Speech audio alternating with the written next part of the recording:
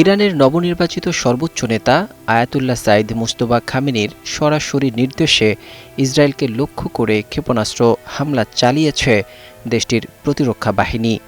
সোমবার ভোরের দিকে এই হামলা চালানো হয় বলে ইরানের রাষ্ট্রায়ত্ত টেলিভিশন চ্যানেল IRIB এর বরাত দিয়ে জানিয়েছে বার্তা সংস্থা AFP।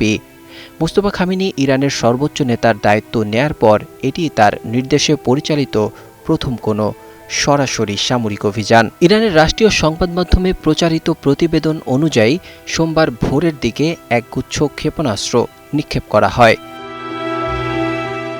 IRIB তাদের প্রতিবেদনে উল্লেখ করেছে, সর্বোচ্চ নেতা আয়াতুল্লাহ সাইদ মুজতবা খামেনির নির্দেশে সোমবার ভোরের দিকে দখলদার জায়ানবাদী শক্তিকে লক্ষ্য করে এই হামলা চালানো হয়েছে। এটি নতুন নেতার অধীনে পরিচালিত প্রথম আক্রমণ। এছাড়া টেলিভিশন স্ক্রিনে একটি ক্ষেপণাস্ত্রের ছবি প্রদর্শন করে সেখানে ক্যাপশন হিসেবে লেখা ছিল, আপনার নির্দেশের অপেক্ষায় সাইদ মুজতবা। গত 24শে ফেব্রুয়ারি ইরান, ইসরায়েল ও যুক্তরাষ্ট্রের মধ্যে শুরু হওয়া সংঘাতের প্রথম দিনেই ইরানের তৎকালীন সর্বোচ্চ নেতা আয়াতুল্লাহ আলী খামেনি নিহত হন।